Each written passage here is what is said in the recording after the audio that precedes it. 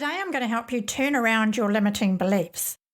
I'm going to share with you a simple 3-step process you can do anywhere, anytime to turn your limiting beliefs around. Because with everything we've been talking about in the last few weeks, setting goals, thinking about dreams, and taking action, you may very well have some limiting beliefs that are surfacing. And I'll let you in on a secret here. We all have them. As I step forward with my business into doing the next thing, and that has been this podcast for me, I've had limiting beliefs too. It is absolutely normal for our old stories to resurface every time we take another step outside of our comfort zone. So let's celebrate. We're all normal. So what are limiting beliefs? Limiting beliefs are thoughts and ideas and opinions that we have of ourselves that hold us back. They restrict us from growing, they prevent us from achieving our goals, taking risks, or becoming the person that we really want to be. They keep us stuck where we are in old patterns and old mindsets. These are actually false or negative thoughts we have about ourselves, such as, I'm not good enough, I'll never be successful, I don't have enough time, I don't have enough money, I don't have enough experience, I'm too old, I'm too young, I'm too fat, I'm too whatever. All of those are thoughts that I have had about myself in the past. Every single one. Our limiting beliefs are formed unconsciously and they lie dormant. And they're as a result of someone telling us something when we were young, some trauma that we've experienced, a struggle that we've had, or a fear of failure that we hold for some reason. And we hold on to these because they make us feel safe, because it means that we don't have to step outside our comfort zone and feel that nervousness that is completely normal when we do something new. It seems crazy to think that we hold on to them even when they restrict us, but they make us feel safe. So that's why we hold on to them. Limiting beliefs restrict us in so many ways. They stop us from being creative. They hold us back. We feel like we have no confidence, no belief in ourselves, no self-esteem, and we don't see opportunities because we are not open to seeing them. The more we repeat these negative thoughts to ourselves, the more they become self-fulfilling prophecies. What we feed into our conscious mind becomes our reality. To overcome limiting beliefs, we must first identify them.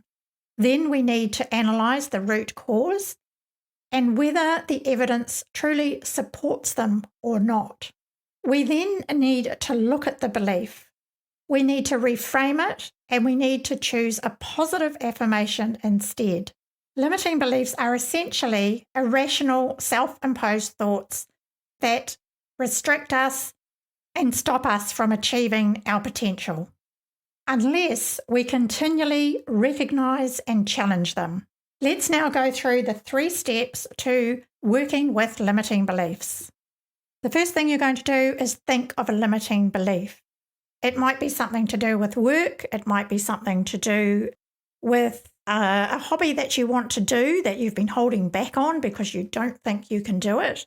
I remember way back when I started photography in the early 2000s, and I'd wanted to do it for years. I used to look at other people's photography and think, wow, I love that. I'd love to be able to do that. And it took me years to actually take a class. Even when I saw the classes advertised in the local paper, I cut out the advertisement and I put it on the fridge, and it sat there for months and months and months before I plucked up the courage to make the phone call and book in for the class. Then what I discovered was that I really loved photography and I was actually okay at it. So much so that I went on to have a photography business for a while. An example I often use when I'm doing this exercise with my clients or in workshops is this one, and it's one that I've held for a long time. I could never run a marathon. It's something that I've thought that I would like to do at some point in my life, but I've always told myself I couldn't. So think of a limiting belief and write it down. Or if you want to do it right here while you're listening, bring a limiting belief to mind. Get clear about what it is. I can never have the job I want. I don't have enough money. The second step in working with limiting beliefs is asking yourself this question: what is the truth here? For my example of running a marathon, the truth is that lots of people run marathons. I'm a person, and I could too. Even if I walk it, I could complete a marathon. Let's look at some other examples. Say your belief is, I don't have enough money. It might be that if you didn't spend so much, you would have more money. It might be that you worked a few more hours or took on a second job or started a little sideline business. You would have enough money. Maybe you need to reprioritize things in your life so that you do have the money. Stop spending it on some things so you have it for the things that you really want. So your truth would be, I could have enough money to do what I want. The third and final step to working with limiting beliefs is creating a new belief or an affirmation.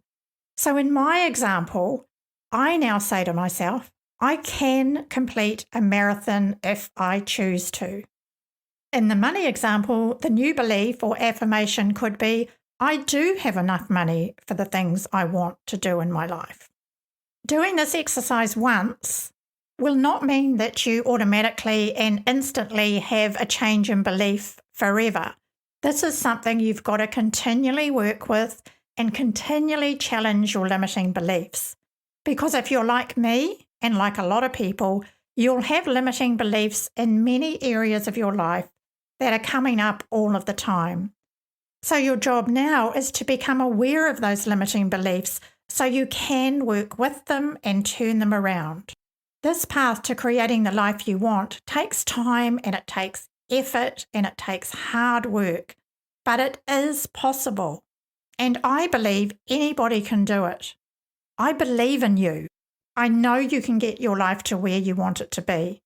When I look back on my life, there is no way I ever thought I would be able to be in the position I'm in now, where I am an author, a speaker, and a mentor, with my own podcast, with my own book published, my second book written, with workshops and seminars.